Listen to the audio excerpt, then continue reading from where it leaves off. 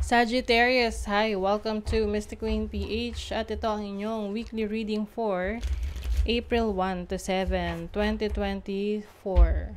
This is a general reading. Just take what resonates. Watch your Sun, Moon, Rising, Venus for other messages. And thank you sa lahat ng mga sumusuporta dito sa ating channel.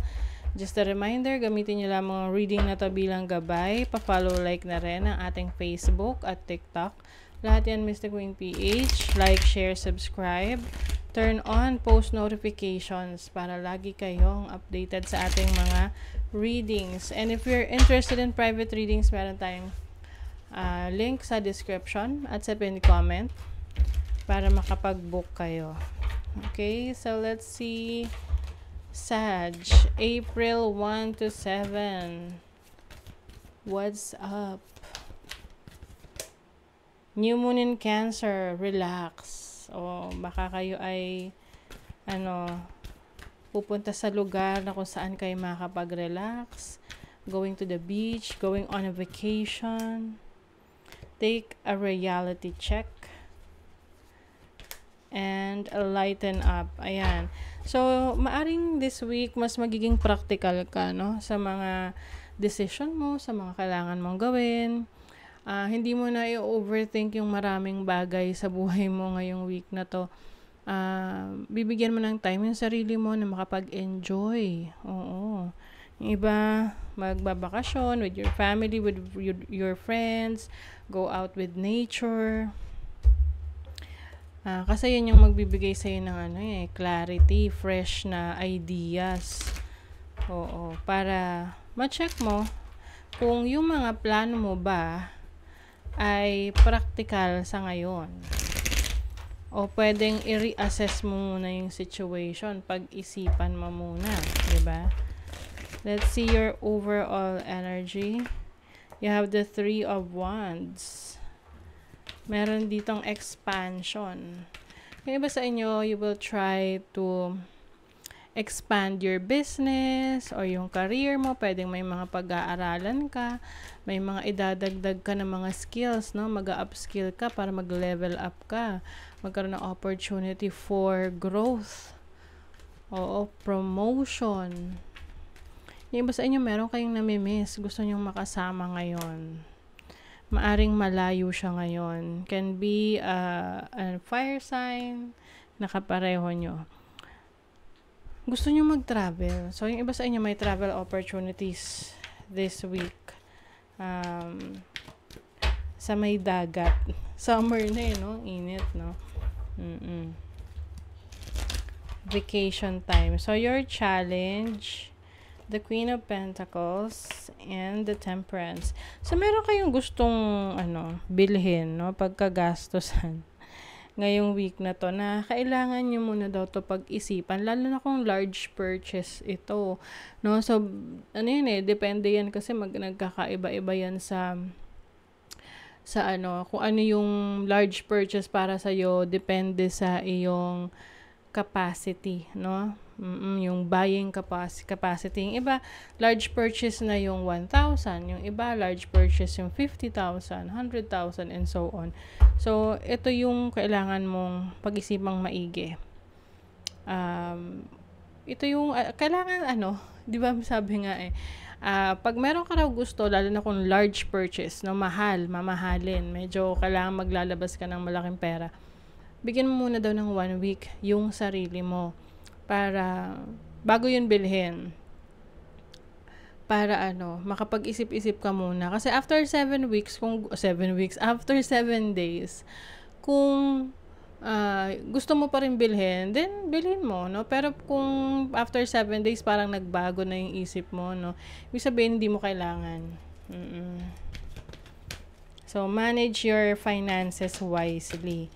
Your opportunity is the Hierophant and the 8 of Pentacles. So may mga aaralin kayo, no? For some of you, Sagittarius, gustong-gusto yung nag-aaral, nag-explore.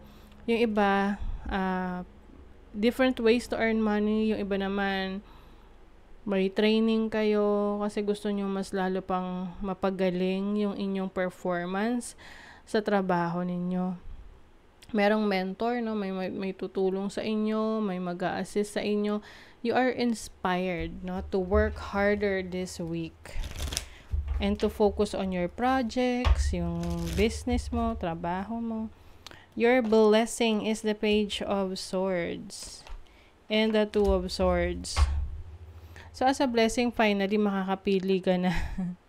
Kung ikaw ay medyo indecisive, no, nahihirapan kang pumili, kung ano man to, relationship, decision making sa trabaho, or simply yung pagbili ng isang mamahaling bagay.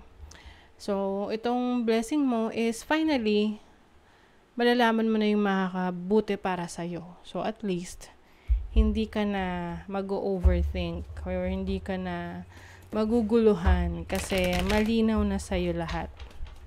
Magkakaroon ka na ng clarity. So, iyong money, career, finances, slow and steady. Slowly but surely, being careful in each and every step will minimize errors in your projects. O ayan daw, meron daw hindi kailangang madaliin sa trabaho mo, sa business. It is a process na kailangan mapagdaanan. Siyempre, di ba, pag minadali mo yung trabaho, may prone yan sa errors, mistakes. Ayan. Someone will help you in a distressful situation. So, kung magkakaroon ka man ng challenging situation sa pera or resources ngayong week na to, merong tutulong. So, may travel talaga sa inyo. Travel for work or for business. Yung iba may attend na training, convention, seminar na mag-e-enhance ng inyong galing, ng inyong talino, ng inyong kakayanan.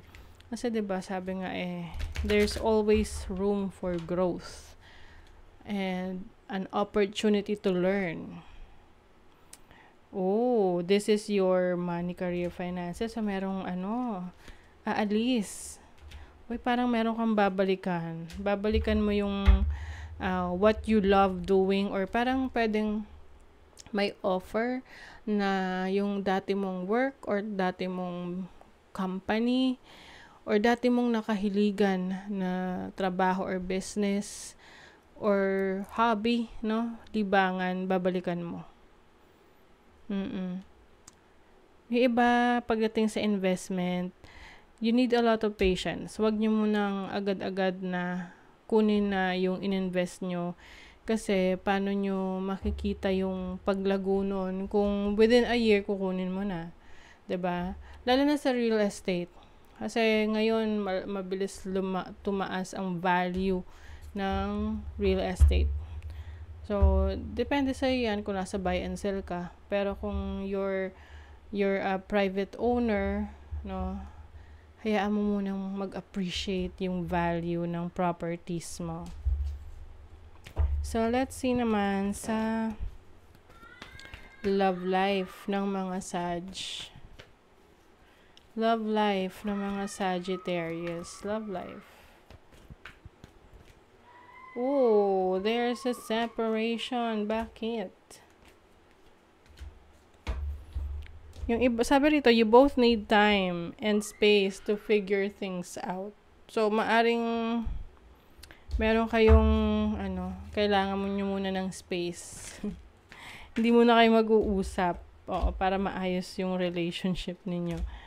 You have the Page of Pentacles, the Devil. Ooh, okay. So, may soulmate energy rito. So, maaring you are dealing with a soulmate, no? Pwedeng kulang lang sa effort yung person that you are dealing with right now. Pwedeng ikaw yung kulang sa effort. So, ito ay kailangan, pag-usapang maigi, no? Na yung sinatawag na setting proper expectations, na ikaw may sineset kang expectations, i-inform mo yung person mo ganun din sa'yo, and you will meet halfway para magkasundo kayo.